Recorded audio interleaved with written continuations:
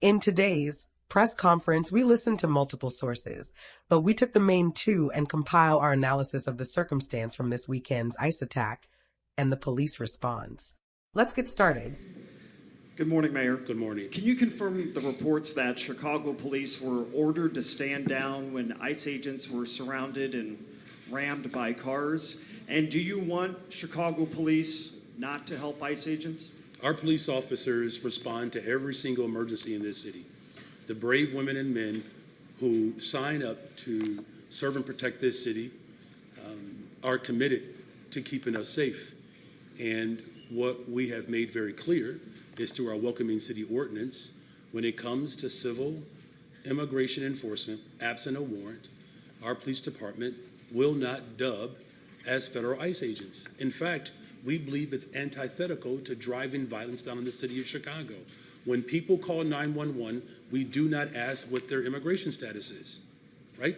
And so our police department will respond to every incident in which their services are needed to keep people safe, protecting the fundamental right to be able to protest, ensuring the maximum safety of our residents.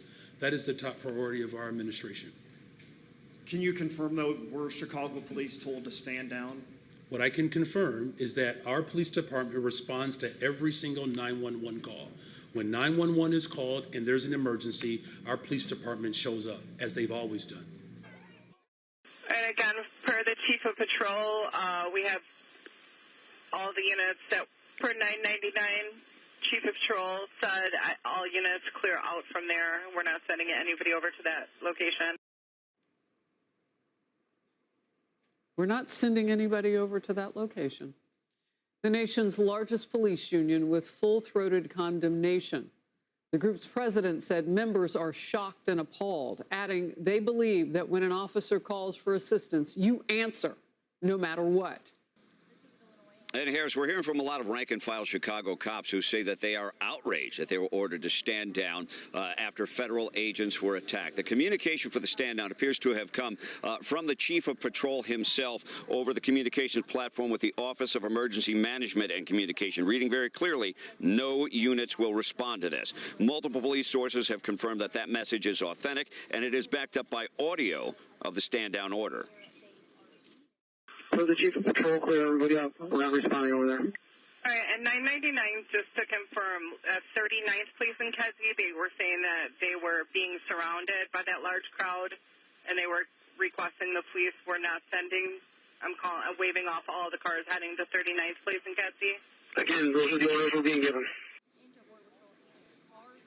Now, the official statement from Chicago Police Department reads, CPD responded to the scene to document the incident. CPD officers were also on the scene to maintain public safety and traffic control. It happened in Brighton Park. The scene was triggered when two individuals allegedly rammed a Border Patrol vehicle with their cars. Border Patrol agents shot the driver of one of the allegedly attacking vehicles. The drivers are now charged federally, but the incident triggered a riot. That's when the calls for help went out. Now, Chicago Mayor Brandon Johnson just moments ago dodged questions about whether that order tracks back to him, but he says he doubts the narrative of the Border Patrol agents. They claimed it was defensive fire, but frankly, we cannot trust anything that comes out of the administration. We have a rogue, reckless group of heavily armed mass individuals roaming throughout our city that are not accountable to the people of Chicago. Their actions put all Chicagoans at risk. Let me just put all of that to rest. At 10:32 a.m., CPD receives a call of a person shot at 39th and Kedzie. By 10:36 a.m., CPD responds. They located a woman who flagged them down. She had been shot. She stated that she had been shot by federal agents. CFD was called. She was taken to the hospital to have her gunshot wounds treated. At 11:06, CPD officers are at the hospital with this individual who had been shot. At 11:25 a.m., CPD units are holding down the scene where the offending vehicle was located. And when I say the offending vehicle, we're talking about the vehicle that smashed into the Border Patrol vehicle. At 11:36 a.m., the scene is then turned over to federal authorities for their investigation after CPD was clear that there was a shooting that involved this particular person who was at the hospital.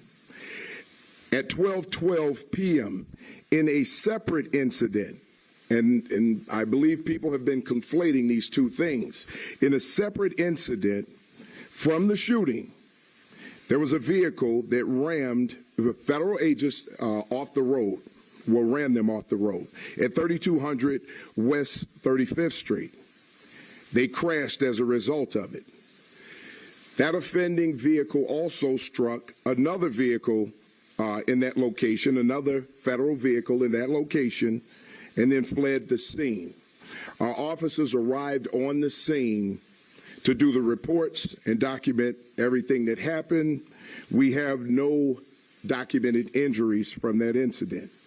At 12:28 p.m., federal agents called for CPD to assist due to a large crowd gathering at 39th and Kedzie. At 1:09 p.m., additional CPD units are en route to 39th and Kedzie. At 1:15 at 39th and Kedzie, where CPD is on scene, a group of protesters began moving barricades and federal agents deployed tear gas.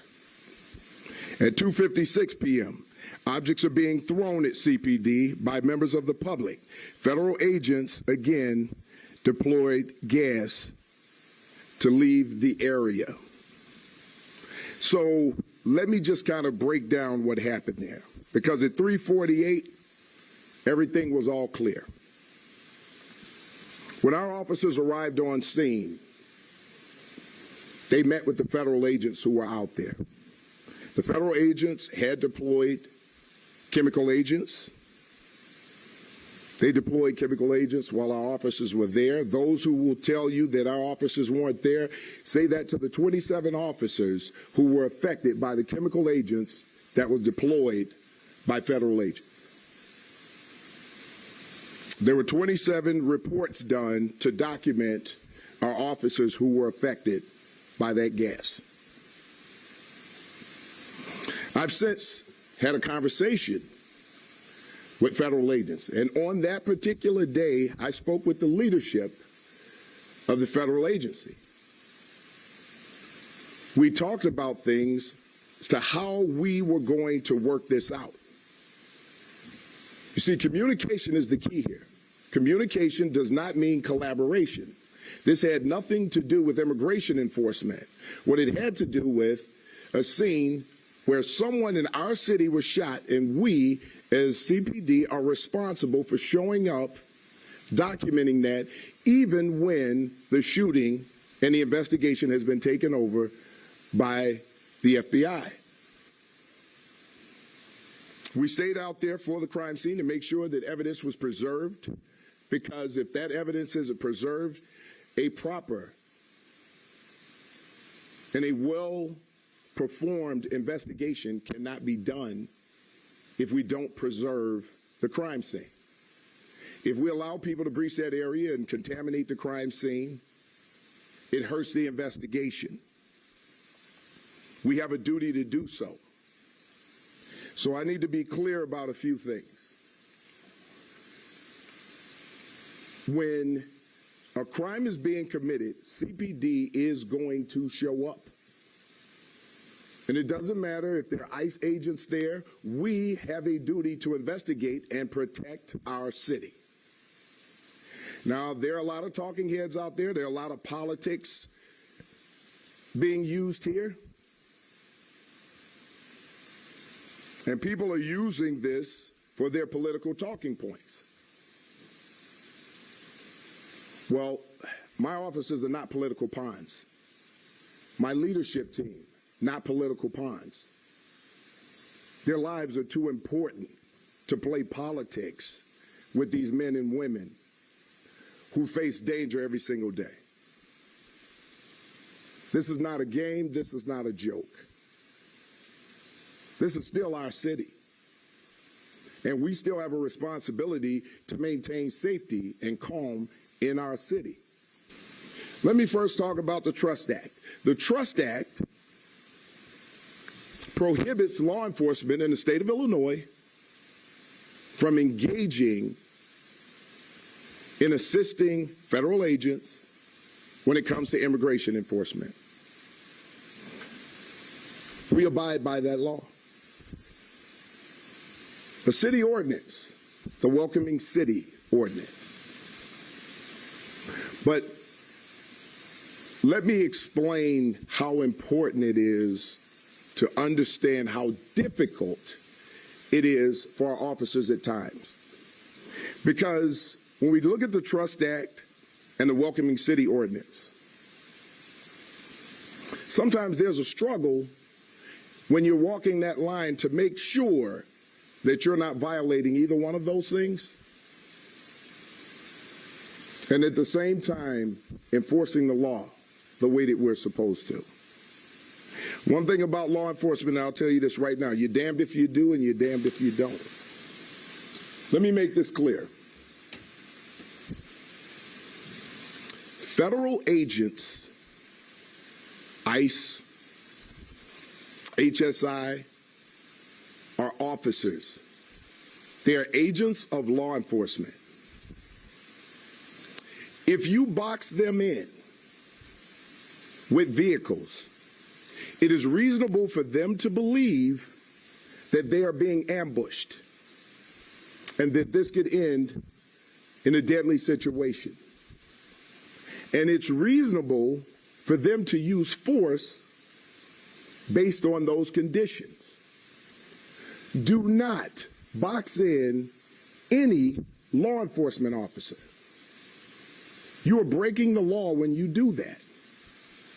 And you are putting yourself in danger.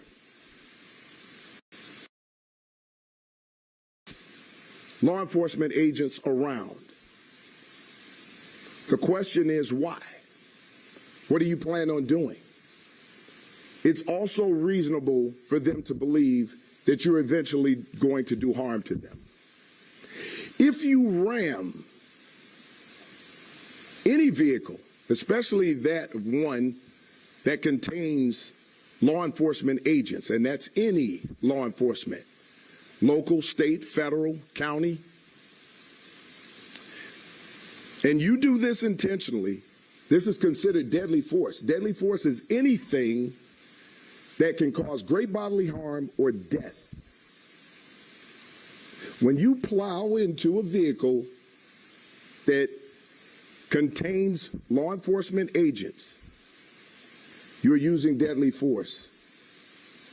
And they can use deadly force in response to stop you. We need to be clear about these laws. And we knew this was coming, but the Illinois Attorney General has just made it official. The state of Illinois is now suing the Trump administration, claiming that the president is using American soldiers to punish his political enemies. Harris, back to you. Mike Tobin, thank you very much. Let's go to Jono Caldwell, my first guest, Fox News political analyst. So, Jono, you were home in Chicago a couple of weeks ago. I mean, that has been your childhood and adult home. And you talked with people about this. Are the elected officials listening to the citizens? Absolutely not, Harris. And I'll tell you, I had an event for the Caldwell Foundation for Public Safety. We had hundreds of people there, white and black almost evenly, Democrats and Republicans, all saying the same thing. They want President Trump's help. Those pleas, those begs and cries have been ignored by Brandon Johnson. They've been ignored by J.B. Pritzker. And it's no surprise the images we're seeing on our screens right now. Brandon Johnson and J.B. Pritzker have been setting the stage for this kind of chaos for weeks. Ever since President Trump said that he wanted to go into Chicago and help clean it up, they've been setting the stage saying, hey, we got to stand up as Chicagoans and push back on them. This is what the mayor has been saying. So it is no surprise to me that they're doing this and now they're trying to hide their hands, especially with what we see with the Chicago police. How dare they? People are in need of help. Send the police officers. But you imagine why crime has been so bad, because the mayor there has been using the police department as a political pawn. not responding to calls. This is absolutely unfortunate and not what we should have in any American city, Harris. Look, we were in that city for a couple of reasons last summer. One was the NABJ debacle, where President Trump, then candidate, visited. You were there. I was there. The other, of course, for the DNC. We have seen Chicago much previous to this situation unhinged. We've seen the fence lines go up to try to protect a convention-going public, and then they go down after everybody starts to leave town and everything folds back in, and there's chaos. Is the mayor at this point, based on all that we have seen up close, Gianno, trying to use the cover of, protesting ICE to cover up the crime stuff that he hasn't dealt with since he's been in office? Whatever they can use as a distraction from their failures. Keep in mind, Brandon Johnson has an approval rating of about 5%, the lowest rated mayor in the history of the city of Chicago. He has continuously failed on this issue. So whatever cover they can use, they will use. We have, as of estimates, almost 500,000 undocumented people in the state of Illinois. There's a lot of work to be done, and I want to congratulate Todd Lyons, the ICE acting director, for being so surgical with sending teams in and certainly keeping Americans informed as to what ICE is experiencing on the ground. These things matter. They very much matter. And the people of Chicago are happy to see those who came into their city and committed crime against the citizens there, to see them leave. That's what we should all want as Americans. We want safe cities. We want safe streets. We want our kids to be able to go to school without the fear of coming back in a body bag. And that's what we've seen too many times in the city of Chicago. It seems like a singular responsibility and job for those elected officials. Department of Homeland Security Secretary Kristi Noem highlighted just how dangerous things have gotten for her agents. Watch together. They're making plans to ambush them and to kill them. We have specific officers and agents that have bounties that have been put out on their heads. It's been $2,000 to kidnap them, $10,000 to kill them. They've released their pictures. They've sent them between their networks, and it's an extremely dangerous situation and unprecedented. So we've put protective detail around those individuals, changed some of our operations to keep our officers safe. Well, thank the good Lord, they are professionals. And nothing has come to that. But it's their professionalism that we lean on, because it sounds like the elected officials don't care about their safety. 100%, Harris. And I got to tell you, knowing what we've experienced in our country as of late, 2 assassination attempts on President Trump, Charlie Kirk assassinated, the rhetoric from the left about ICE has been extreme. And my concern is the National Democratic Party and, of course, the local officials, whether it be in California, Illinois, wherever they are, they have to turn down this rhetoric. You see what she just said, $10,000 to kill an ICE agent. This is not what we stand for as Americans, and it should be condemned from the Democratic Party. But I have yet to hear that at this point, Harris. Do like and share. We want to hear back from you. Do you agree with the mayor, police superintendent, OEMC recording, or anyone else you heard?